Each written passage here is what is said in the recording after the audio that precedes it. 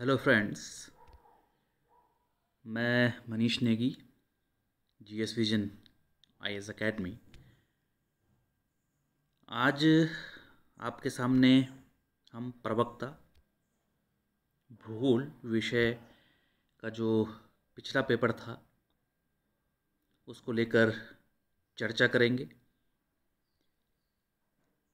इस बार जो प्रवक्ता के जो पद आए हैं उसमें भी अभी तक का जो आयोग का नोटिफिकेशन है उसमें सब्जेक्टिव ही प्रकार का ऑब्जेक्टिव पेपर होगा, जिसमें कुल 100 प्रश्न आएंगे और प्रत्येक प्रश्न के 4 विकल्प होंगे। तो डियर फ्रेंड्स, क्योंकि इस समय प्रवक्ता पद को लेकर के महत्वपूर्ण बात यह है कि आपकी सब्जेक्ट पर अच्छी कमांड होनी चाहिए। और जैसा कि हमने पिछला पेपर देखा है, उस लिहाज से लगता है कि फैक्चुअल जो तथ्यात्मक चीज़ें हैं ये चीज़ें आपकी ज़्यादा क्लियर होनी चाहिए, क्योंकि इसमें साक्षात्कार अब समाप्त हो चुका है। तो जो भी मेरिट या जो सिलेक्शन होगा वो सीधा इसी एग्ज़ाम के बाद हो पाएगा।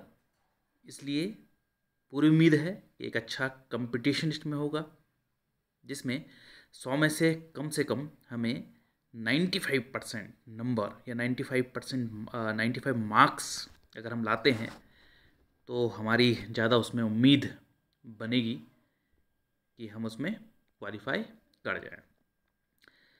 तो दोस्तों, पिछला जो भूगोल का पेपर था उसको हम ज़रा विस्तृत रूप में उस पर डिस्कस करते हैं, और आगे नेक्स्ट जो अब प्रवक्ता का एग्ज़ाम होगा उसमें किस तरीके से आयोग भूगोल के पेपर को सेट कर सकता है, क्या उसकी संभावना हो सकती है, कहाँ से क्वेश्चंस पूछे जा सकते हैं, उसमें भी मैं कुछ आपको हिंट्स प्रदान करूँगा।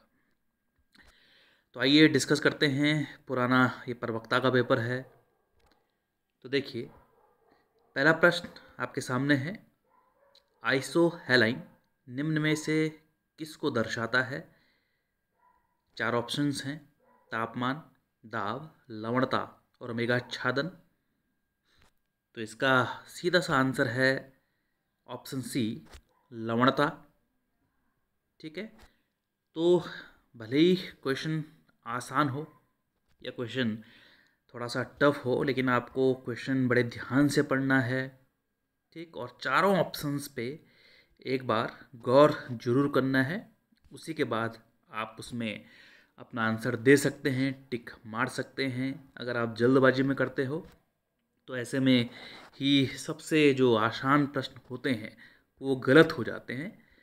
इसलिए इत्मीनान से इसको पढ़ेंगे, 4 ऑप्शंस पे ध्यान देंगे, तब जाके आप इसमें टिक अपने एग्ज़ाम्स में मारिएगा, क्योंकि पर्याप्त समय हमारे पास है। ठीक, जल्दबाजी की कोई आवश्यकता नहीं है। तो यहाँ पर पहले प्रश्न का आंसर था आइसोहेलाइन का आंसर है कि ये लवणता को दर्शाता है। ठीक, और लवणता का संबंध वैसे जलीय क्षेत्र से है, महासागरीय क्षेत्र से है। तो आइसोहेलाइन का मतलब यही हुआ कि समान लवणता वाले जो स्थान हैं जलीय क्षेत्रों में, उन लवणता वाले स्थानों को अगर हम मिला दें एक रेखा से तो उसी को हम आइसोहेलाइन कहेंगे। ठीक, और आप जानते हो कि जो आइसोहेलाइन जो रेखाएं हैं वो अक्षांश रेखाओं के समांतर हो भी सकती है और वो तिरछी भी हो सकती है। ठीक, वो डिपेंड करता है कि लवणता जिस पर निर्भर है, ताप, दाब या फ्रेश वाटर या हिमगलन, उस पर डिपेंड करता है। तो उसके हिसाब से यह लाइन जो है जलीय क्षेत्रों में सीधी भी हो सकती है अक्षांश रेखाओं के समांतर, और ये दक्षिण या उत्तर गोलार्ध की ओर मुड़ भी सकती है। तो अगर इस बार इसने आइसोहेलाइन पूछा है तो अगले बार पॉसिबिलिटीज़ है कि आइसोबार, आइसोथर्म्स, इस प्रकार के जो भी आप जरूर तैयार करें। उम्मीद होगी ऐसा ही कोई दूसरा प्रश्न इस बार के प्रवक्ता एग्जाम में आ जाए। नेक्स्ट क्वेश्चन है आपका कि निम्नलिखित में से कौन सी मध्य अटलांटिक श्रेणी की लंबाई है? जो मिड अटलांटिक रिज है, कटक की यहाँ पर बात हो रही है। तो उसकी जो लंबाई है अगर देखा जाए तो लगभग 14,500 किलोमीटर है, जो कि लगभग यहाँ पर ऑप्शन डी के साथ मैच कर रहा है। तो इसका आंसर होगा 15,000 किलोमीटर। और आपको पता है कि जो ये मिड अटलांटिक रिज है ये विश्व का सबसे लंबा कटक तंत्र है, जिसका संबंध अपसारी प्लेट किनारों से होता है, जहाँ पर दो प्लेटें एक दूसरे से दूर खिसकती हैं। ठीक, ये जो अटलांटिक का जो रिज है ये उत्तर में आइसलैंड जो द्वीप है वहाँ से लेकर दक्षिण में विफैक्ट आयरलैंड तक विस्तारित है। इसलिए नेक्स्ट एग्जाम में आप मिड अटलांटिक रिज के बारे में या जो महासागरीय जो स्थलाकृति का जो चैप्टर है भूगोल में उसको जरूर तैयार करें। उस चैप्टर से प्रश्न आने की दोबारा उम्मीद अवश्य होगी। तीसरा प्रश्न है कि निम्नलिखित क्षेत्रों में से किस में डाइटम जो पंख हैं पाए जाते हैं। तो पहली चीज़ तो ये है कि ये समुद्र विज्ञान का प्रश्न है और डाइटम पंख एक प्रकार का एल्गी है, शैवाल है, जो कि खासकर उच्च अक्षांशों का जो समुद्री क्षेत्र है, गहरा समुद्री क्षेत्र है, वहाँ पर ये पाया जाता है।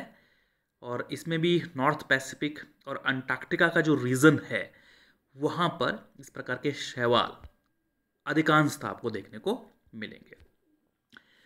चौथे प्रश्न में आइए कि निम्न में से किस राष्ट्र के तट पर ग्रीष्मकाल में एल नीनो जलधारा प्रकट होती है। आपको पता है एल नीनो एक गर्म जलधारा है जो कि असामान्य जब वायुमंडलीय परिस्थितियाँ होती हैं लगभग प्रत्येक 5 से 7 वर्ष के अंतराल पर।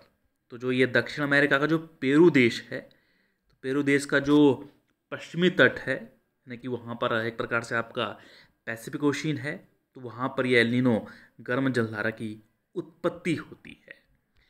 पांचवा प्रश्न है कि निम्नलिखित में से कौन सा ज्वार भाटा का कारण है। तो ज्वार भाटा का कारण सूर्य का आकर्षण बल भी है, चंद्रमा का भी अपना आकर्षण या ज्वारीय बल भी है, और पृथ्वी का जो अपने अक्ष पर एक प्रकार से घूर्णन भी इसका एक कारण माना जा सकता है, लेकिन वो ऑप्शन में नहीं है। तो यहाँ पर सूर्य और चंद्रमा दोनों का आकर्षण बल आंसर होगा ए। हालांकि इसमें चंद्रमा का आकर्षण बल ज़्यादा प्रभावशाली है क्योंकि वो सूर्य की अपेक्षा पृथ्वी के ज़्यादा पास है। प्रश्न 6 पे आइए। निम्नलिखित में से साधारणतः किस दिशा में गर्म जलधाराएं बहती हैं, जो वार्म ओशियन करेंट्स हैं। ठीक, बड़ा आसान सा प्रश्न है कि जो विषुवतीय क्षेत्र है, भूमध्य रेखीय क्षेत्र है, वहाँ से ध्रुवों की ओर, चाहे वो उत्तरी ध्रुव हो या दक्षिणी ध्रुव हो, वहाँ की ओर बहने वाली जो जलधाराएं हैं, ठीक, वही गर्म जलधाराएं होती हैं। तो ये आपका छठे प्रश्न का आंसर ए है। और ध्रुवों से अगर विषुवतीय क्षेत्रों की ओर जलधाराओं की दिशा है तो वो ठीक इसका विपरीत होंगी, वो एक प्रकार से ठंडी जलधाराएं मानी जाएंगी। सातवां प्रश्न है इनमें से कौन सी ठंडी जलधारा है। तो देखिए आंसर इसका कैनरी है, सी। ठीक, ये नॉर्थ अटलांटिक में जो स्पेन का जो पश्चिमी तट है, ठीक, वहाँ पर एक कैनरी द्वीप भी है, उस द्वीप पर भी स्पेन का ही अधिकार है। ठीक, तो उसी के पास से ये बहती है। ठीक, और क्योंकि इसकी दिशा ध्रुवों से विषुवतीय क्षेत्रों की ओर हो जाती है तो इसलिए अपने भी ये ठंडी जलधारा मानी जाएगी। इसके अलावा अगुलहास हिंद महासागर की है, ब्राज़ीलियन जलधारा ब्राज़ील का पूर्वी तट है, गल्फ स्ट्रीम आप लोग जानते हो नॉर्थ अमेरिका का पूर्वी तट है, ये सब गर्म जलधारा हैं। तो यहाँ पे ठंडी जलधारा कैनरी एक ठंडी जलधारा इसका आंसर होगा।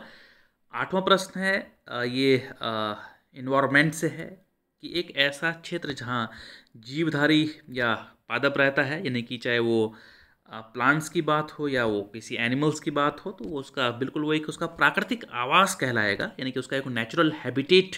इसका आंसर होगा बी। नौवां प्रश्न है निम्नलिखित में से कौन पारिस्थितिकीय संकट के कारण है या हैं।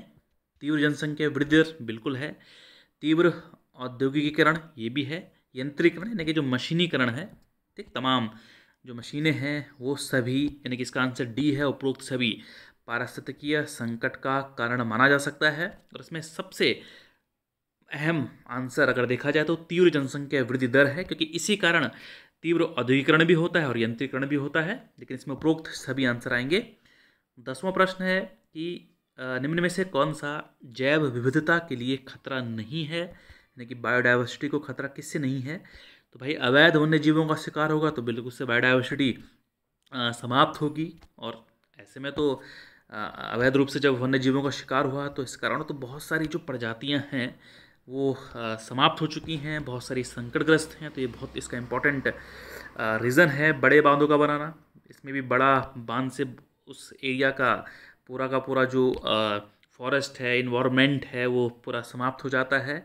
औद्योगिकरण भी इसका आंसर नहीं है, इससे भी बायोडाइवर्सिटी के लिए खतरा उत्पन्न होता है। लेकिन नेशनल पार्क की स्थापना तो हम बायोडाइवर्सिटी के संरक्षण के लिए ही करते हैं, ठीक। और ये अपने आप में एक इंस्टीट्यू मेथड के तहत होता है। तो यहाँ पर आंसर आएगा आपका राष्ट्रीय पार्कों की स्थापना तो बायोडाइवर्सिटी के लिए एक प्रकार से बचाव है, उसके लिए खतरा नहीं है, आंसर बी होगा। 11वां प्रश्न है कि इनमें से इकोसिस्टम का कौन सा एबायोटिक फैक्टर है, अजैविक घटक है? तो पादप, बैक्टीरिया और फफूंद कवक तो इसके जैविक घटक हैं, बायोलॉजिकल फैक्टर्स हैं। लेकिन इसमें जो प्रकाश है वो इसका अजैविक घटक है, और ये प्रकाश अजैविक में भी एक प्रकार से इसका भौतिक घटक यानी कि फिजिकल कैरेक्टर माना जाएगा। आइए 12वां प्रश्न पे आते हैं कि जो इकोसिस्टम जो शब्द है ये किसने प्रस्तावित किया था? तो आपको बता दें इसका आंसर एजी टॉन्सले हैं। 1935 में 1935 में उन्होंने इस इकोसिस्टम शब्द का पहली बार प्रयोग किया था। और एजी टॉन्सले को ही हम एक प्रकार से फादर ऑफ इकोलॉजी भी मानते हैं। बड़ा इम्पोर्टेंट प्रश्न है इन्वायरमेंट के लिहाज से। इन्वायरमेंट से अब काफ़ी प्रश्न आने की संभावनाएं रहती है, आपके सिलेबस में भी है, ठीक। इसके अलावा भारत में आरक्षित जैव क्षेत्रों की संख्या क्या है? तो ये बात की जा रही है टोटल बायोस्फीयर रिजर्व्स की, वो भी इंस्टीट्यू मेथड के ही तहत आता है। तो टोटल इसमें अभी 18 हैं, लेकिन जब एग्ज़ाम होगा, ठीक, उससे पहले आप अपडेट जरूर रहें कि हो सकता है उस समय कुछ चेंजेस आ जाएं, बढ़ जाएं, ठीक। तो भूगोल में काफ़ी अपडेट रहने की आवश्यकता आपको है, खासकर जो फैक्ट्स हैं, तथ्य हैं, उनको एग्ज़ाम्स के ही दौरान 2-4-5 दिन पहले ही देख के जाएं तो ज़्यादा लाभ उसमें होगा। 14वां प्रश्न है कि निम्नलिखित में से कौन सा जो है वन विनाश के प्रभाव हैं? अगर वनों को नुकसान पहुंचता है तो भाई मृदा अपरदन होगा, बिल्कुल होगा। लैंडस्लाइडिंग, भूस्खलन भी होगा, पर्यावरण में असंतुलन भी होगा। तो आंसर इसके सभी हैं, ठीक। वन विनाश से ये सभी नकारात्मक प्रभाव होंगे। 15वां प्रश्न है कि इनमें से वायुमंडलीय जो परत कौन सी है जहाँ पर पराबैंगनी किरणों का अवशोषण होता है? तो बिल्कुल समताप मंडल में ही ओजोन मंडल है। तो इसमें हम समताप मंडल आंसर ना मार करके उसका जो ओजोन मंडल है उसको हम आंसर मारेंगे, जो लगभग 15 से 35 किलोमीटर की ऊंचाई पर है। तो 15 का आंसर हो जाएगा आपका सी ऑप्शन, ओजोन मंडल। 16वां प्रश्न है रेडियो तरंगों का परावर्तन करने वाली वायुमंडलीय परत बिल्कुल आयन मंडल है, यहाँ पर गैस आयंस के रूप में होती है। और पृथ्वी से आने वाली जो भी रेडियो वेव्स है वो इसी मंडल से टकरा कर दोबारा पृथ्वी की ओर निकल जाती है, ठीक। इसमें एक बात और ध्यान दीजिएगा, क्योंकि रेडियो वेव्स की अलग अलग फ्रिक्वेंसी होती हैं। कुछ निम्न आवृत्ति की रेडियो तरंगें होती हैं, कुछ उच्च आवृत्ति की रेडियो तरंगें होती हैं।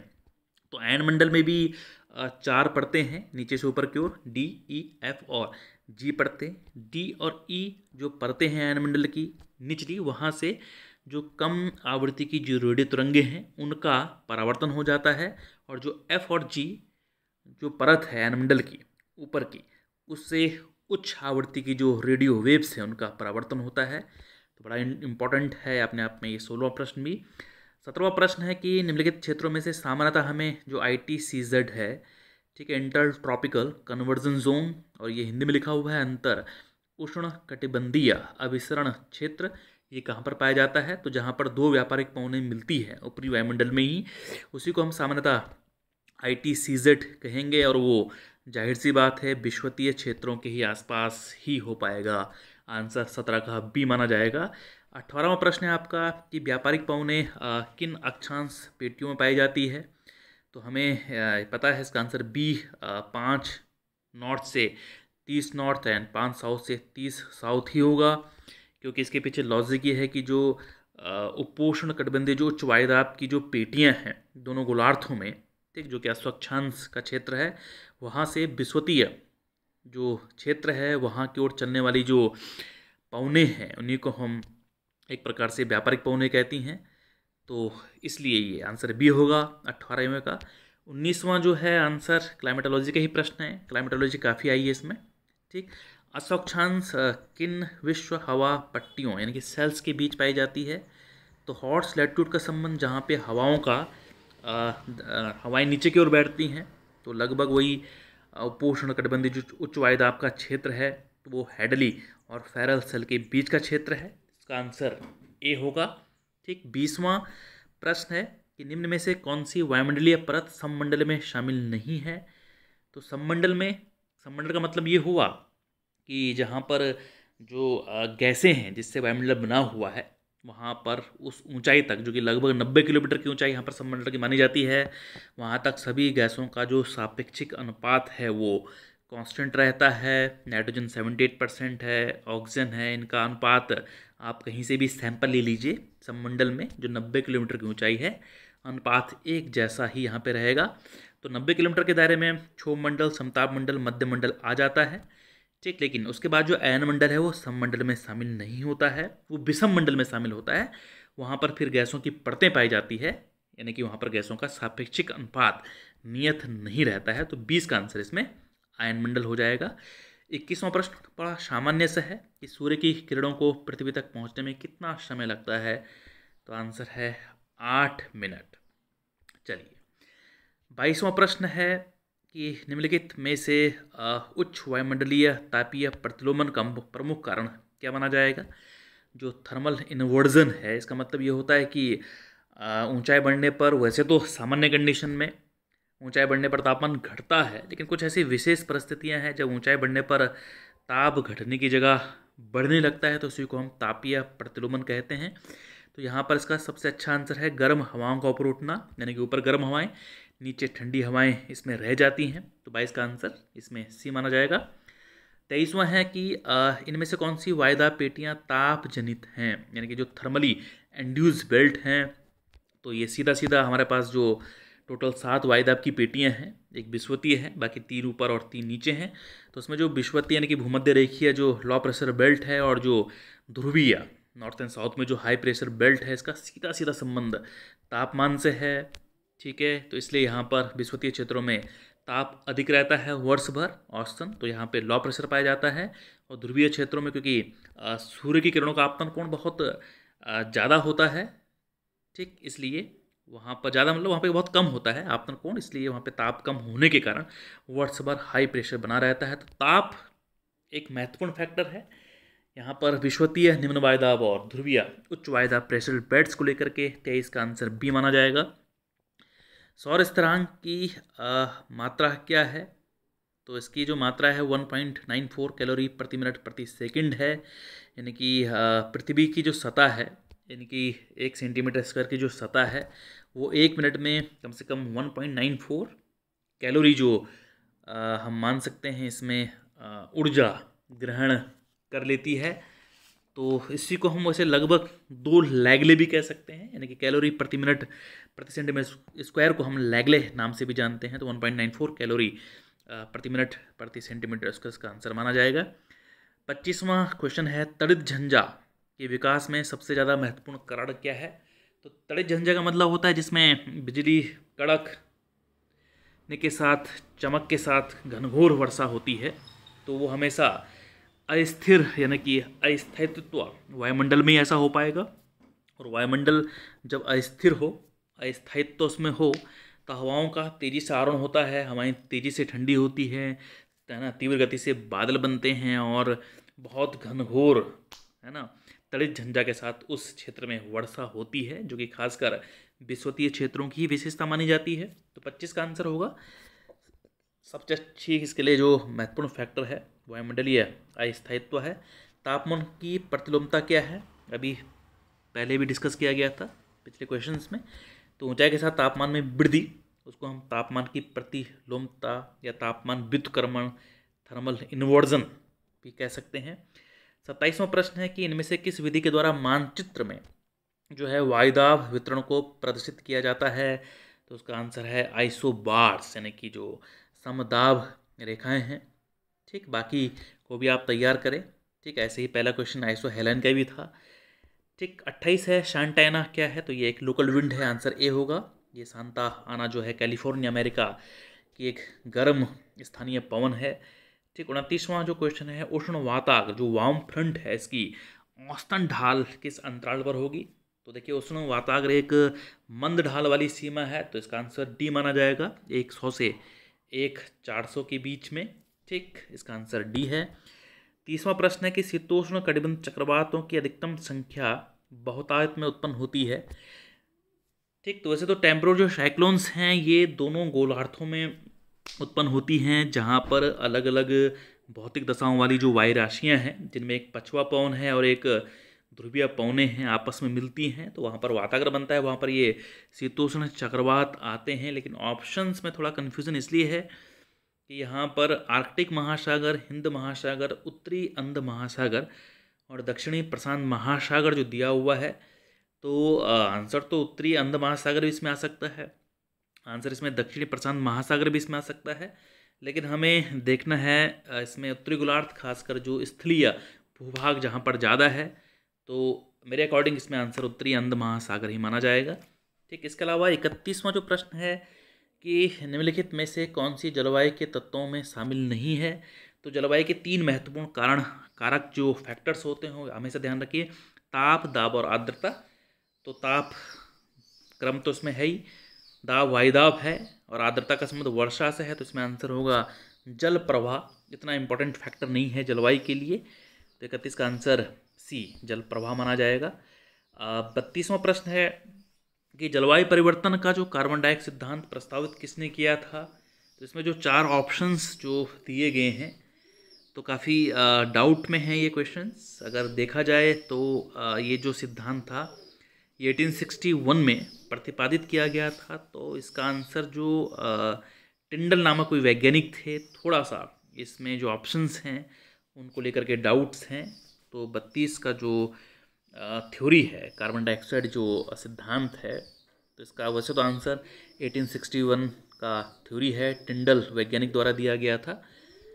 ठीक, नेक्स्ट है 33 जो प्रश्न है वेस्टर्न घाट जो पश्चिमी घाट है, आप जानते हैं ये पर्वत है, तो इसमें ज़्यादातर वर्षा किस प्रकार की होती है, पर्वत है तो पर्वतीय वर्षा ही यहाँ पर साउथ वेस्ट मानसून द्वारा होगी। और यहाँ पर भारत में बहुत ज़्यादा वर्षा इसलिए होती है क्योंकि साउथ वेस्ट मानसून पश्चिमी घाट के एकदम लंबत होता है और वहाँ पे घनघोर पर्वतीय वर्षा इस इलाके में होती है। तो ये ऑर्गोग्राफिक रेनफॉल का एग्जाम्पल है। 34 में आएंगे आप कि निम्नलिखित में से कौन जो है वायुमंडल की सबसे ऊपरी परत है, तो इनमें अगर देखा जाए तो क्रम अगर हम बात करें तो सबसे नीचे होता है क्षोभ मंडल, यानी कि इसको हम अधोमंडल भी कहते हैं। उसके बाद आएगा समताप मंडल जिसमें ओजोन मंडल भी है, फिर मध्य मंडल है, उसके बाद ही आपका आयन मंडल आता है, तो इसका आंसर आयन मंडल ही माना जाएगा 34 का। इसके अलावा 35वां जो प्रश्न है वायु गति को मापने के लिए किस यंत्र का प्रयोग होता है, तो वो है एनियोमीटर का प्रयोग होता है। इसके अलावा एल्टीमीटर हाइट के लिए है, बैरोमीटर वायुदाब के लिए, थर्मामीटर टेम्परेचर के लिए है। अगर इस बार इस प्रकार के प्रश्न पूछे गए हैं तो अब इस एग्ज़ाम्स में भी इस प्रकार के फैक्ट पूछे जा सकते हैं, तो आप जो है इसको और भी यंत्रों को जरूर तैयार कीजिएगा। 36 का क्वेश्चन है सूर्य से सबसे निकट का ग्रह है, तो एस्ट्रोनॉमी से आया है, आपके सिलेबस में एस्ट्रोनॉमी का पार्ट है भी, है ना, भूगोल का जो विषय है। ठीक, तो वहाँ पर सबसे नज़दीक अगर है बुध आया है, तो आप जरूर नेक्स्ट एग्जाम के लिए पूरा सौरमंडल जरूर तैयार करें, तो इसका आंसर है आपका बुध जो सबसे निकट का ग्रह है। 37वां प्रश्न है चिनूक पवनें किस क्षेत्र में प्रभावित होती है, तो चिनूक ये गर्म और शुष्क पवनें हैं और इनका संबंध बिल्कुल नॉर्थ अमेरिका में रॉकी पर्वत के पूर्वी ढालों पर है, यानी कि पूर्वी ढालों से नीचे उतरती है, तो जब हवाएं नीचे उतरेंगी तो जाहिर सी बात है वो गर्म होंगी, शुष्क भी होंगी, उस क्षेत्र की बर्फ को भी पिघला देती हैं, तो चिनूक वाला जो आंसर है 37वां, इसका आंसर है शी। आइसोबार का संबंध है, देखो ये प्रश्न काफ़ी सारे आ रहे हैं, इसमें संबंध वायुदाब से है, 38 का आंसर ए है। 39 में अगर बात की जाए तो अधिकतम दैनिक तापांतर पाया जाता है, तो दैनिक तापांतर का मतलब होता है दिन रात के तापमान में ज़्यादा अंतर होना। तो रेगिस्तान डेजर्ट्स जो हैं दिन में जितने ज़्यादा गर्म होते हैं, रात को अर्थ रेडिएशन के द्वारा उतने ही ठंडे भी हो जाते हैं, इसलिए तापमान दिन और रात के तापमान में यहाँ पे काफ़ी अंतर पाया जाता है, तो 39 का आंसर आपका जो उष्ण मरुस्थल हैं ये माने जाएंगे। 40वां प्रश्न है, उपोष्ण अक्षांशों में जो उच्च वायुदाब की पेटी है, जो हाई प्रेशर बेल्ट, इसका सबसे मुख्य कारण क्या है? तो हम इसका सबसे मेन कारण है यहाँ पर हवाएं का सब्सिडेंस का मतलब होता है हवाओं का अवतलन होता है, हवाएं नीचे की ओर बैठती हैं और सतह पर उच्च वायुदाब क्रिएट करती हैं। इसका आंसर 40 का बी माना जाएगा। काल्डेरा का संबंध किससे है? काल्डेरा का संबंध ज्वालामुखी से है। ठीक, और ये है क्या? देखिए, ज्वालामुखी जब मृत ज्वालामुखी, 3 प्रकार के ज्वालामुखी होते हैं, जिसमें एक आपका मृत ज्वालामुखी होता है। जब उसका मुख बंद हो जाता है तो उसके मुख पर एक गर्तनुमा एक झील बन जाती है, उसी को हम काल्डेरा के नाम से भी जानते हैं। ऐसे बहुत सारे एग्जाम्पल्स आपके पास हैं, तो इसका आंसर आपका ज्वालामुखी काल्डेरा का संबंध है। 41 का सी है। 42 में आइए आपकी, इनमें से जो ग्लेशियर हिमनद अपरदन से निर्मित जो घाटियाँ हैं, तो सीधी सी बात है इसमें लटकती घाटियाँ हैं। आप जरूर जो भी ये लैंड फॉर्म्स हैं, जितने भी, चाहे वो नदी हो, पवन हो, कास्ट शिलाकृतियाँ हो, समुद्री तरंगों की हो, ग्लेशियर्स की हो, इनसे क्या क्या जो हैं अपरदनात्मक शिलाकृतियाँ बनती है, कौन सी निक्षेपणात्मक शिलाकृतियाँ बनती हैं, इनकी पूरी एक इनका एक चार्ट आप जरूर तैयार कर लीजिएगा। ठीक, तो वहाँ से क्वेश्चंस आपके आएंगे। तो 42 का आंसर है लटकती घाटियाँ, हैंगिंग जो वैलीज हैं। इसके अलावा 43 में आते हैं, डेविस का संबंध, ये अपरदन चक्र का इन्होंने एक सिद्धांत दिया था। 44 का है, रिएक्टर पैमाना किससे संबंधित है? इसका संबंध है आपका भूकंप से। ये भूकंप की तीव्रता को मेज़र करता है, और तीव्रता का मतलब होता है कि कुल मिला के नुकसान कितना हुआ है, कुल कितनी एनर्जी वहाँ पर निकली है। 45वां प्रश्न का आंसर है कि भाई पहली चीज़ तो यह है कि ग्रहाणु जो परिकल्पना दी थी पृथ्वी की उत्पत्ति के संबंध में, तो ये लाप्लास ने ये सिद्धांत दिया था। इसका आंसर 45 का डी है। 46 का वैगनर ने कौन सा सिद्धांत दिया था? बड़ा इंपॉर्टेंट है, महाद्वीपीय विस्थापन सिद्धांत दिया था इन्होंने। लेकिन बाकी सिद्धांत किसने क्या क्या दिए, इनको भी ध्यान रखिए। बाकी जो ऑप्शंस हैं उनके आंसर क्या है, ये हो सकता है कि अगले बार पूछे जाएँ। ठीक, उनको भी आप तैयार कीजिए, ताकि इसी सेंस में आपका एक आपकी तैयारी भी हो पाएगी कि आयोग और आयोग का पैटर्न किस हिसाब से चलता है, तो उस हिसाब से आप इसको आगे तैयार कर पाओगे। 46 आंसर ए है। 47 है कि इनमें से कौन सा पृथ्वी का सबसे नवीनतम काल है? वो है टर्सरी काल है इनमें से। ठीक, लेकिन इसका पूरा एक चार्ट आप कार्बोनिफेरस से लेकर के अब तक के जो काल हैं उनको जरूर पढ़ें, और प्रत्येक काल में क्या क्या जो ऑरिजिन हुए हैं उनको भी जरूर ध्यान रखिए। कब जो है स्नैक्स आए, कब डायनासोर्स आए, कब होमोशेपियंस आए, तमाम चीज़ें जो हैं इनको आप पूरा चार्ट तैयार करें। पी और एस तरंगों का संबंध भूकंप से है, बिल्कुल इंपॉर्टेंट है। 48 का ए। ठीक, पी एस और एल तरंगों के बारे में और ज़्यादा आप नोट्स बना सकते हैं। 49 है निफे, NIFE, इसका मतलब है निकिल और आयरन की अधिकता पृथ्वी के भीतरी भाग, जो कोर वाला पार्ट है, वहीं पर होती है। तो निफे जैसे स्याल सीमा, और निफे एकदम आंतरिक भाग है पृथ्वी का कोर का। आंसर सी हो जाएगा। 50वां प्रश्न है आपका, ड्रिफ्ट जो स्टोन वो कहाँ पाए जाते हैं? तो ड्रिफ्ट स्टोन का मतलब होता है जो चूना पत्थर, जो लाइमस्टोन या डोलामाइट के जो क्षेत्र होते हैं, वहाँ पर जो भूमिगत जल के द्वारा जो स्टेलैक्टाइट और स्टेलैग्माइट जो बनते हैं, ठीक, उन्हीं का संबंध ड्रिप स्टोन से है। ड्रिप मतलब वही बूंद से जो स्टोन पत्थर बन रहा है, तो उसी का संबंध वो कास्ट प्रदेश से ही है। बड़ा इंपॉर्टेंट है, और भी शिलाकृतियाँ आप इसमें ज़रूर ध्यान रखिए। 50 का आंसर है आपका बी। 51 का जो आंसर है कि इनमें से कौन से किसी क्षेत्र की कुल जनसंख्या और कृषिगत भूमि का अनुपात को इंगित करता है? तो बड़ा इंपॉर्टेंट है, कायिक घनत्व इसे कहते हैं। इन दोनों का रेशियो जो अनुपात आता है वो कायिक घनत्व कहलाता है। 52वां प्रश्न है, निहार का सिद्धांत किसने दिया था? तो ये इमैनुएल कांट ने सिद्धांत दिया था। लेकिन बाकी को भी आप ध्यान रखिए, लाप्लास ने क्या दिया था, जीन और जैफ्रे ने क्या दिया था, बफन ने क्या दिया था। हो सकता है अगली बार उन्हीं के लिए कोई सिद्धांत पूछा जाए एग्जाम में, उनको आप जरूर तैयार कीजिए। डोलाइन अपरदन से किसके द्वारा बनाई जाती है? तो बिल्कुल डोलाइन, युवाला, पुलजे, ये सब भूमिगत जल की ही हैं, है ना, कास्ट क्षेत्रों में ही यही है, इस प्रकार की शिलाकृतियाँ बनती है। 53 का आंसर आपका सी है।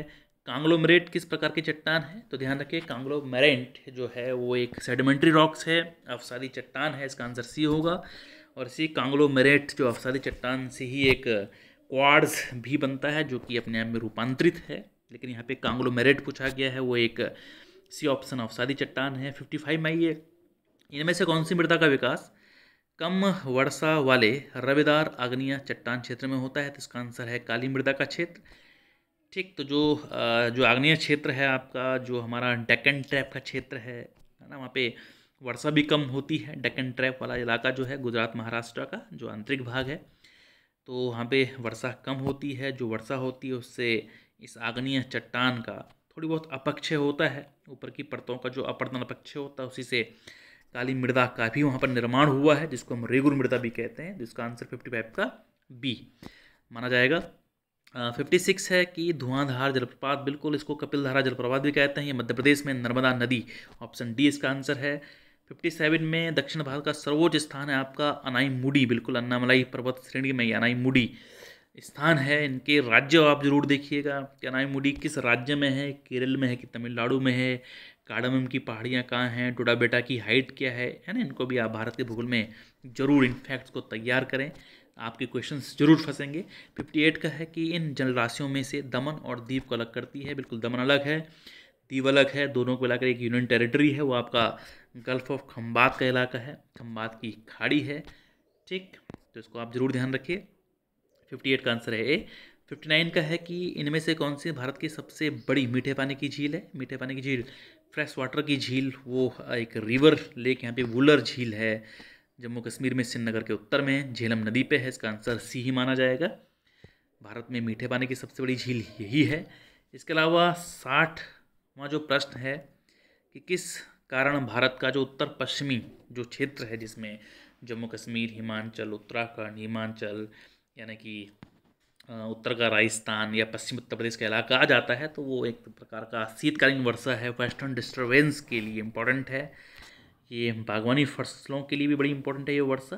ठीक है, तो 60 का आंसर माना जाएगा आपका पश्चिमी विक्षोभ। 61 का क्वेश्चन देखिए, इनमें से कौन सी नदी एक भ्रंश घाटी में प्रभावित होती है? तो बिल्कुल नर्मदा नदी ही है, बाकी नदी का संबंध तो ऐसा है नहीं, क्योंकि नर्मदा नदी विंध्याचल और सतपुड़ा के बीच जो ब्लॉक माउंटेन्स हैं दोनों, है ना, एक अवरोधी पर्वत हैं, दोनों के बीच से बहती है, तो नर्मदा नदी इसका आंसर है।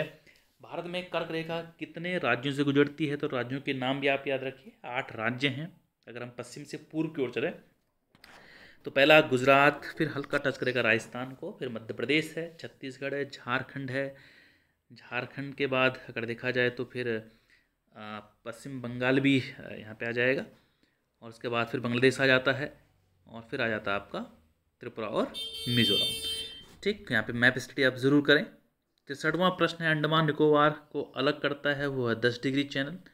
ठीक, लेकिन ये बाकी और जितने भी ये विभाजक रेखाएं हैं, बाउंड्रीज हैं, इनको भी आप तैयार कीजिए। 64वां प्रश्न है, इनमें से कौन सा मानचित्र थीमेटिक मानचित्र नहीं है? तो थीमेटिक मानचित्र होता है जो किसी व्यू को दिखाए, तो इसमें अगर देखा जाए तो टोपोलॉजी मानचित्र, जो स्थाकृति मानचित्र, ये थीमेटिक मानचित्र नहीं है, क्योंकि इसको हम डॉटेड में नहीं दिखा सकते हैं। हाँ, जनसंख्या को हम डॉट्स में दिखा सकते हैं, मिनरल्स को दिखा सकते हैं, फसलों को दिखा सकते हैं, उसमें भी कई फसलों को एक साथ दिखा सकते हैं। ठीक, तो थीमेटिक मानचित्र बाकी तो है, लेकिन ए नहीं है, ये कार्टोग्राफी का प्रश्न है। कार्टोग्राफी से 2-4 क्वेश्चंस हमेशा रहते हैं, आपके सिलेबस में भी है वो प्रवक्ता के। 65वां प्रश्न है, निम्नलिखित में से कौन सा सागर तट भारत के पूर्वी सागर तट का भाग है? तो कोरमंडल ही तट है, जो कि कन्याकुमारी से नेल्लौर तक का है, जिसमें तमिलनाडु और कुछ हिस्सा आंध्र प्रदेश का आता है, बाकी का संबंध तो पूर्व से है, तो आंसर ए 65 का माना जाएगा। 66 है, भारतीय मानक समय जो ग्रीनविच जो औसत समय है से कितना अंतर है? तो वो 5.5 घंटे भारत आगे है ग्रीनविच लंदन से, इसका आंसर है बी। इसमें कुछ न्यूमेरिकल्स को भी आप जरूर तैयार कीजिएगा। 67वां प्रश्न है कि निम्नलिखित में से सिंधु नदी की सबसे बड़ी सहायक नदी, वैसे तो चेनाब इसकी सबसे बड़ी सहायक नदी है, लेकिन चेनाब नहीं है, तो उसके बाद दूसरा ऑप्शन आता है सतलज, जो उसकी दूसरी सबसे बड़ी सहायक नदी है। ठीक, तो सबसे बड़ी सहायक नदी है, वैसे तो इसका आंसर डी भी मारा जा सकता है कि उपरोक्त में से कोई नहीं, क्योंकि सबसे बड़ी सहायक नदी तो उसका वैसे चेनाब ही है। अगर तो ये पूछता कि दूसरी सबसे बड़ी सहायक नदी कौन सी है, तब हम सतलज भी मार सकते थे आंसर, बाकी डिपेंड करता है कि आयोग इसका आंसर क्या देता है। ठीक है, आसान लेकिन थोड़ा घुमावदार प्रश्न है। 68 में आइए कि भारत पाक को अलग करता है, देखिए वो पाक जल संधि है, पाक स्ट्रीट है। ठीक, जल संधियों को आप जरूर तैयार कीजिए पूरे वर्ल्ड में। मलक्का स्ट्रीट कहाँ पे है, सुंडा कहाँ पे है, पाक स्ट्रीट, बॉस्फोरस किसको जोड़ता है, किसको अलग करता है, इस पूरे चार्ट को तैयार कीजिए, आपका प्रश्न बनेगा। 68 का आंसर है फिलहाल बी है। रुको और जाओ नियतिवाद किसके द्वारा प्रतिपादित किया गया, तो इसका आंसर ए है, ग्रिफिथ टेलर। रुको और जाओ का मतलब होता है नियतिवाद के तहत कि मानव को विकास तो करना चाहिए लेकिन रुक रुक के करना चाहिए, यानी कि पर्यावरण को भी ध्यान में रखकर ही विकास किया जाना चाहिए, पर्यावरण के नाम पर विकास नहीं होना चाहिए। 17वां प्रश्न इसी से संबंधित है। ग्रिफिथ टेलर का संबंध किससे है, वो है नव निश्चयवाद से, जिसको हम नव नियतिवाद भी कहते हैं। ठीक, तो इसको आप तैयार कीजिए। नव निश्चयवाद का मतलब वही है ग्रिफिथ टेलर के अनुसार कि मानव और प्रकृति में से कोई भी श्रेष्ठ नहीं है, प्रकृति भी श्रेष्ठ है क्योंकि वो मानव को तमाम प्रकार के संसाधन प्रोवाइड करवाती है। और टेलर ये भी कहता है नवनिश्चयवाद में कि मानव भी श्रेष्ठ है क्योंकि मानव भी अपनी आवश्यकताओं और जो सुविधा अनुसार ही इन संसाधनों का प्रयोग करता है। ठीक, इसीलिए इस बात पर बहस नहीं होनी चाहिए कि दोनों में श्रेष्ठ कौन है, बल्कि हमें एक मध्यम मार्ग, जिसके लिए उन्होंने एक रुको और जाओ का प्रतिपादन किया था। तो देखिए दोनों क्वेश्चंस आ चुके हैं आपके 69 और 70 क्वेश्चन एक ही से संबंधित है, आपके सिलेबस में है भी ये। भूगोल में जो प्रमुख दृष्टिकोण है संभववाद, निश्चयवाद, संभाव्यवाद, नवनिश्चयवाद, इनको जरूर तैयार कीजिए, किसने दिए थे, क्या उनका थॉट था। ठीक, तो 69 का ए आंसर है, 70 का बी आंसर है। आगे बढ़ते हैं 71 में। इनमें से कौन सा भारतीय राज्य ने 2016-17 में अधिकतम खाद्यान्न का उत्पादन किया था। वैसे तो टोटल खाद्यान्न उत्पादन में उत्तर प्रदेश का ही स्थान होता है, लेकिन क्योंकि ये 2016-17 का पूछा गया है, इसलिए जब भी आप आपका एग्ज़ाम जब नज़दीक आ जाए तो उससे एक सप्ताह पहले ही तमाम जो आंकड़े हैं गवर्नमेंट की साइट, जो कृषि मंत्रालय की साइट है, उस पर ज़रूर देखें कि कौन सा राज्य है ना किस खाद्यान्न में ठीक कितना वो प्रोडक्शन करता है, टॉप 4 राज्य कौन से हैं। तो ऐसे क्वेश्चंस को उसी समय तैयार किया जाना चाहिए क्योंकि एकदम ये करंट के फैक्ट्स होते हैं। 72 में आइए, इनमें से कौन सा कलकत्ता हुगली औद्योगिक प्रदेश में नहीं आता है। तो ये कलकत्ता से हुगली का जो औद्योगिक प्रदेश है, ये पूरा का पूरा इलाका जूट औद्योगिक क्षेत्र के लिए माना जाता है। ठीक, तो यहाँ पे बजबज है, दुर्गापुर है, शिवपुर है, टीटागढ़ है। ठीक, तो इसको आप मैप से ज़रूर देख लीजिए। 73वां प्रश्न है कि इनमें से कौन से भूगोलवेत्ता ने भारत के कृषि प्रदेशों में, भारत को कुल कितने कृषि प्रदेशों में या कृषि प्रदेशों में एक प्रकार से डिवाइड किया है। ठीक, तो इसमें आंसर जो होगा आपका स्वामीनाथन ही माना जाएगा। उन्हीं के अकॉर्डिंग भारत को बहुत सारे कृषि प्रदेशों में विभाजित किया गया है। अपने आप में बहुत इंपॉर्टेंट चैप्टर भी है अपने आप में ये। इसके अलावा 74 जो क्वेश्चन है कि सबसे ज़्यादा कपास का उत्पादन कौन सा राज्य करता है। तो कई लोग महाराष्ट्र और गुजरात में कंफ्यूज होते हैं। गुजरात ही कपास का ज़्यादा प्रोडक्शन करता है। वो बात अलग है कि सूती वस्त्र जो कि कपास पे डिपेंड है, उसका प्रोडक्शन महाराष्ट्र में भले ज़्यादा हो क्योंकि वहाँ पे मिलें ज़्यादा हैं सूती वस्त्र उद्योग के लिए, लेकिन प्रोडक्शन की बात कपास के लिए गुजरात ही आंसर आता है। फिर भी इसको आप करंट ईयर के हिसाब से ज़रूर देख लें क्योंकि आंकड़े कई बार चेंजेस भी होते हैं। 75वां प्रश्न है कि इनमें से कौन सा पूर्वी तट का सबसे गहरा स्थल भाग से घिरा सुरक्षित बंदरगाह है। तो विशाखापट्टनम इसका आंसर है। इसके अलावा तूतीकोरन भी अपने आप में वो भी एक काफ़ी गहरा है। ठीक, तो फिलहाल आंसर इसका विशाखापट्टनम ही मानिए। 76 का आंसर है गंगा मैदान में ज़्यादातर किसान किस प्रकार की कृषि करते हैं। बिल्कुल वो चावल की खेती करते हैं और वो अपने आप में गहन कृषि है जिसमें जनसंख्या जब ज़्यादा होती है, घनत्व जनसंख्या का ज़्यादा होता है, कृषि भूमि कम होती है, अपने भरण पोषण के लिए, जीविकोपार्जन के लिए हाथों से खेती करते हैं, तो गहन खेती इसका एग्जाम्पल है। खासकर इसमें एग्जाम्पल चावल माना जाएगा। 76 का बी आंसर है। भारतमाला परियोजना ये क्या है, बिल्कुल ये सड़कों के निर्माण से है, हाईवेज जो क्षेत्र है उनके लिए है। 78 का कि भारत से निर्यात नहीं होता है। तो देखिए दालों का निर्यात नहीं होता है क्योंकि दालें तो हम काफ़ी सारे इम्पोर्ट ही करवाते हैं, लेकिन चावल चीनी का निर्यात यहाँ से होता है, गेहूं का भी थोड़ी बहुत होता है। हालांकि प्रोडक्शन यहाँ पे काफ़ी सारा है चावल चीनी का, लेकिन जनसंख्या इतनी ज़्यादा है कि उसकी खपत यहीं पर हो जाती है। लेकिन दालें हमारे पास काफ़ी कम हैं तो इसको हम इम्पोर्ट ज़्यादा करते हैं, एक्सपोर्ट नहीं करते हैं। तो 78 का जो आंसर है वो ए है। ये आईएएस में भी ये क्वेश्चन आया था एक बार। 79 में ये कि इनमें से कौन सा युग्म सही नहीं है। हरित क्रांति खाद्यान्न से है, बिल्कुल। पीली तिलहन से है। श्याम क्रांति यानी कि कृष्ण क्रांति का संबंध लोहे से नहीं है, ये तो बायोडीजल से ही है। नीली क्रांति मछली से है, तो गलत है। जो इसमें गलत जो युग्म है वो सी है। 79 का आंसर सी है। 80 प्रश्न में आइए कि इनमें से कौन सा केंद्र है जिसका संबंध भारतीय अंतरिक्ष कार्यक्रम से नहीं है। तो विक्रम साराभाई अंतरिक्ष केंद्र का संबंध तो है, ये तमिलनाडु में है, तुम्बा में। भारतीय सर्वेक्षण विभाग का संबंध तो अंतरिक्ष कार्यक्रम से नहीं है, इसका संबंध तो इसे मैपिंग से है। जो फिजिक्स जो भौतिक अनुसंधान प्रयोगशाला है अहमदाबाद या गांधीनगर में, इसका भी संबंध है, ठीक है। और भारतीय सुदूर संवेदन संस्थान, बिल्कुल दोनों का है।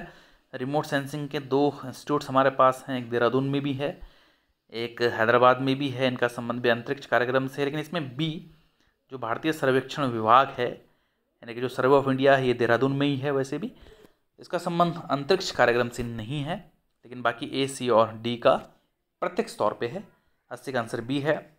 81 में आइए कि बासेन तेल क्षेत्र, बिल्कुल ये मुंबई हाई के ही दक्षिण में है, साउथ बसीन के नाम से है, ठीक है ना। तो ये इसका आंसर ए हो जाएगा। 82 में जो सुंदरबन डेल्टा के पास जो द्वीप है, सागर द्वीप स्थित, ग्रामीण ऊर्जा को कोऑपरेटिव का संबंध, बिल्कुल ज्वारीय ऊर्जा का क्षेत्र है, टाइडल एनर्जी के लिए इंपॉर्टेंट एरिया है, इसका आंसर डी है। जम्मू कश्मीर की जो पूगा घाटी है वो किस चीज़ के लिए जानी जाती है, तो वो बिल्कुल वो जियोथर्मल के लिए है, भूतापीय ऊर्जा के लिए भी है, एक नया स्रोत है ऊर्जा का, ठीक। तो ये ए आंसर आएगा, जियोथर्मल एनर्जी। 83 में पृथ्वी की जो गर्भ की ऊर्जा है उसका प्रयोग हम इलेक्ट्रिसिटी बनाने में कर सकते हैं, उसी को हम भूतापीय ऊर्जा कहते हैं।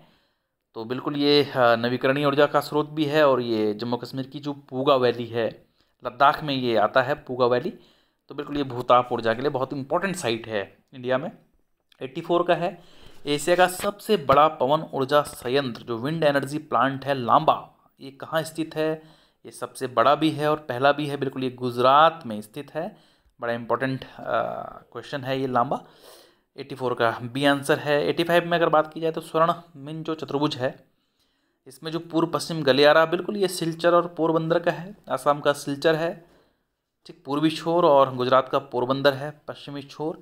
85 का आंसर ए माना जाएगा। 86 पिग्मी जो निवासी हैं वो कहाँ के हैं, वो जो कांगो नदी बेसिन क्षेत्र है, जिसको जायरे नदी क्षेत्र भी कहते हैं, कांगो बेसिन, विश्वत इलाका है, घना जंगल है, ये पेड़ों के ऊपर निवास करते हैं, है ना।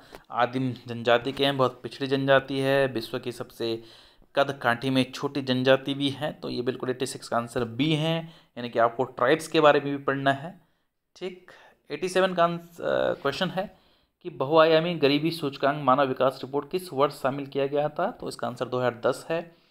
88 है, नाफ्टा में कौन शामिल नहीं है। देखिए, नॉर्थ अमेरिका फ्री ट्रेड जो एरिया है उसमें यूएस से कनाडा मैक्सिको तो है, लेकिन क्यूबा इसमें नहीं है। 88 का सी आंसर है। किसने कहा था मानव भूतल की उपज है, बिल्कुल ये ईसी सैंपल ने ये कहा था कि मानव भूतल की उपज है, ठीक है। इसके अलावा अगर हम बात करें आगे 90 जो प्रश्न है कि स्लैज का प्रयोग किया जाता है, बिल्कुल स्लैज जो है बर्फ़ पर चलने वाला या फिसलने वाला एक प्रकार का वाहन है, जिसको कि जो है वो एस्किमो जनजाति के ही द्वारा इसका प्रयोग किया जाता है। और इस स्लेज को जो है एस्किमो जनजाति का जो एक प्रकार से पालतू पशु है, रेंडियर कुत्ते की ही प्रजाति है, तो वो उस स्लेज को खींचती हैं, जिसके द्वारा ये जनजाति जो है वहाँ पर इसमें एक प्रकार से वाहन का प्रयोग करती हैं। तो 90 का आंसर है आपका एस्किमो। 91 में आई है कि विश्व की कुल जनसंख्या का आधा से अधिक किन अक्षांश की पट्टियों में है, बिल्कुल इसका आंसर 20 से उत्तर नॉर्थ ही होगा, क्योंकि इसमें भारत और चाइना का इलाका आ जाएगा, ठीक। तो ये सी आंसर 91 का है। 92 की बात करें तो विश्व के सघन जनसंख्या क्षेत्रों में शामिल नहीं है। दक्षिण पूर्व एशिया तो काफ़ी सघन है, दक्षिण पश्चिमी अफ्रीका इतना सघन नहीं है, लेकिन उत्तर पश्चिमी यूरोप भी काफ़ी सघन है, उत्तर पूर्वी अमेरिका भी है, तो इसका आंसर बी माना जाएगा 92 का। यहाँ पे इतना ज़्यादा पॉपुलेशन डेंसिटी नहीं है। 93 का आंसर कि पनामा नहर मिलाती है बिल्कुल पैसिफिक और अटलांटिक महासागर को मिलाती है। ये पनामा देश में ही ये पनामा इस्थमस को काट के बनाया गया है। तो इससे जो है बहुत लंबा चक्कर नहीं मारना पड़ता है दक्षिण अमेरिका का, तो एक शॉर्टकट है। तो ये लॉक सिस्टम पे आधारित कैनाल भी है, तो प्रशांत महासागर और अटलांटिक महासागर को ही जोड़ती है। तो अगली बार आप स्वेज कैनाल के बारे में तैयार कर सकते हो मैटर, या जो ऊपर जर्मनी की कील नहर है ना, इन कैनाल्स के बारे में आप जो है वर्ल्ड ज्योग्राफी के हिसाब से, मैपिंग के हिसाब से आप तैयारी जरूर करें। 94वां क्वेश्चन है कि निम्नलिखित कारकों में से मानव को सबसे अधिक प्रभावित कौन करता है? बिल्कुल जलवायु करता है, क्योंकि जलवायु के हिसाब से मानव के क्रियाकलाप निर्धारित होते हैं। तो सबसे इम्पोर्टेंट फैक्टर तो यही है जलवायु। हालांकि स्थलाकृति भी है, मृदा भी है, खनिज पदार्थ भी है, लेकिन जलवायु सबसे मेन फैक्टर इसमें माना जाएगा।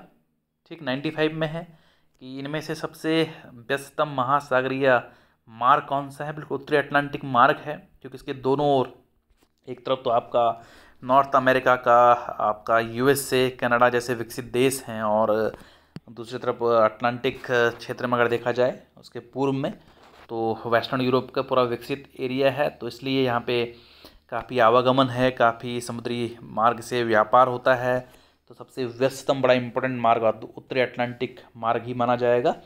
95 का आंसर ए है। डॉगर बैंक कहाँ पे स्थित है? बिल्कुल जो यूनाइटेड किंगडम है, इंग्लैंड है, उसका जो पूर्व का जो नॉर्थ सी का जो तटीय क्षेत्र है, उत्तरी सागर, उस क्षेत्र को हम डॉगर बैंक कहते हैं, जो कि मत्स्य उत्पादन के साथ साथ जो खनिज तेल के उत्पादन के लिए भी काफ़ी इम्पोर्टेंट माना जाता है। 96 का आंसर आपका ए यहाँ पर माना जाएगा। 97 जनाधिक्य, मतलब कि जनसंख्या की अगर अधिकता हो जाए तो उसकी समस्या का समाधान कैसे हो सकता है? तो भाई इसमें तो वैसे तो समस्या का समाधान तो कृषि उत्पादन से भी होगा, परिवार नियोजन से भी होगा, वो एक स्वास्थ्य संबंधी उपचार है, औद्योगिक विकास से भी इस समस्या का समाधान हो सकता है। तो अब इसमें समस्या यह है कि या तो आपको आंसर परिवार नियोजन मानना पड़ेगा, या आपको आंसर उपरोक्त सभी मानने पड़ेंगे, क्योंकि समाधान तो हो ही सकता है। तो आप इसमें आंसर डी मानिए, लेकिन डिपेंड करता है कि आयोग इसका आंसर क्या देता है। 97 का। 98 की बात करें, ब्राज़ील के जो भूमध्य रेखीय वनों को हम किस नाम से जानते हैं? बिल्कुल, ये हाल ही में करंट अफेयर्स में भी काफ़ी चर्चा में रहे थे। इन जंगलों में काफ़ी आग भी लगी थी, बहुत बड़े पैमाने पर इन जंगलों का भी विनाश भी हुआ था। तो इनको हम सेल्वास कहते हैं, विश्वतीय वनों को। ब्राज़ील का जो अमेजन नदी बेसिन का जो क्षेत्र है, काफ़ी घना जंगल है, ट्राइबल एरिया यहाँ पे है, तो ये सेल्वास के नाम से जाने जाते हैं। 99 में आइए कि किस देश का लोहा उत्पादन क्षेत्र बिल्कुल ब्लैक कंट्री कहलाता है? काला देश, वो ग्रेट ब्रिटेन का ये मध्यवर्ती क्षेत्र है। ठीक, इसके अलावा अंतिम प्रश्न है इसमें कि इनमें से कौन सा देश जो है ओपेक का संस्थापक सदस्य नहीं रहा है? तो पहली चीज़ तो ये कि ओपेक के अलावा आपको और भी इसमें ऑर्गेनाइजेशन पढ़ने पड़ेंगे, जो भी क्षेत्रीय, खासकर जो रीजनल जो ऑर्गेनाइजेशंस हैं, सार्क, आसियान, ओपेक, है ना, तो ये तेल निर्यातक देशों का एक समूह है।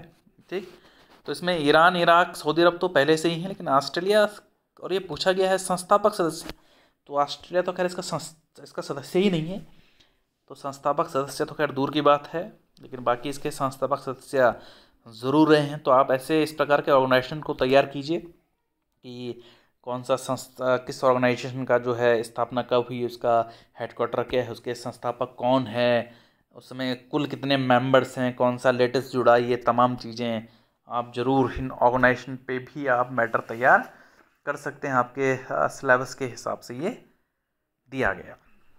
तो ये था दोस्तों पिछले बार का भूगोल प्रवक्ता का जो पेपर हुआ था, उसको हमने चर्चा की।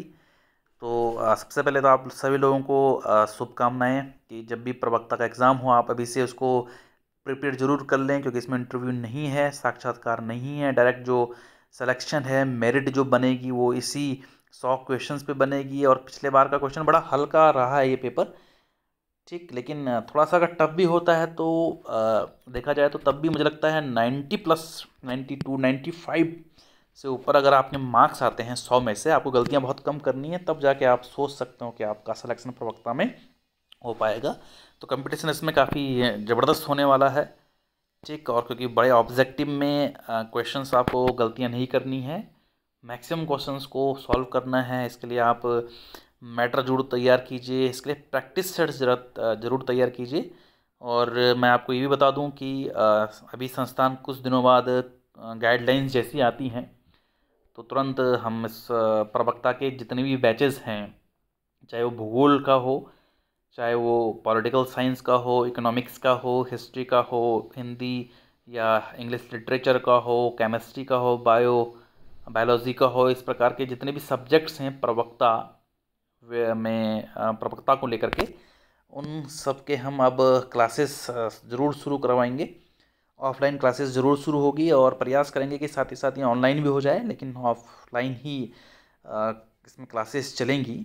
और मैं आपको विश्वास दिलाता हूँ कि ज्योग्राफी का ही बैच हम सबसे पहले इसमें प्रारंभ करेंगे इंस्टीट्यूट खुलते ही। और इतना तो मैं आपको श्योर कर दूंगा कि 100 में से कम 95 से 96 97 तक के क्वेश्चंस मैं आपको जो पढ़ाऊंगा अपने नोट्स से। आपको अनावश्यक किताब पढ़ने की बिल्कुल ज़रूरत नहीं है। अगर आप जिस विजन में ज्वाइन करते हो तो मेरा विश्वास है कि सिलेबस के हिसाब से, पुराने पेपर पैटर्न के हिसाब से 95 प्लस क्वेश्चंस मैं आपको करवा दूंगा। हो सकता है ये 100 क्वेश्चन भी पूरे हो जाएं, इतनी भी हमें पूरी उम्मीद है।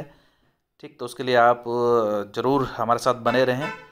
जैसे गाइडलाइंस आती है तुरंत मैं भूगोल का इसमें तुरंत जो है इसमें हम इसको शुरू कर देंगे। प्रैक्टिस सेट्स भी इसमें हम खूब सारे करेंगे ताकि गलतियाँ आपके एग्ज़ाम्स में कम हो। तो जितनी जल्दी हो आप इसको ज्वाइन ज़रूर करेंगे। और मैं एक अंतिम बात कहूँगा, अब हमारा जो कोचिंग संस्थान जो इसकी मुख्य और प्रारंभिक शाखा सर्वे चौक में थी, अब ये शिफ्ट हो चुकी है करणपुर में, गुरुद्वारा के पास में, जहाँ पे होप IAS अकेडमी था उसको रिप्लेस किया है और उसी बिल्डिंग में शिफ्ट हो चुका है। तो अब हमारी जो तमाम जो क्लासेस हैं UPSC की, PCS की, प्रवक्ता की, या जो भी एग्ज़ाम्स आते हैं कम्पिटिटिव, वो अब वहीं पर प्रारंभ की जाएंगी। दूसरा ये कि आप इस हमारे इंस्टीट्यूट का जो मिलता जुलता नाम है ना, उसको बिल्कुल भ्रमित ना हो। हमारा जो एड्रेस है वो माहेश्वरी चौक है, गुरुद्वारा के बगल में है। ठीक, होप IAS अकेडमी को वहाँ पे रिप्लेस किया है, उसी बिल्डिंग पे आ चुका है। तो वहीं पर हमारी ये आगे की कक्षाएं जल्द ही शुरू की जाएंगी। धन्यवाद आप सभी लोग।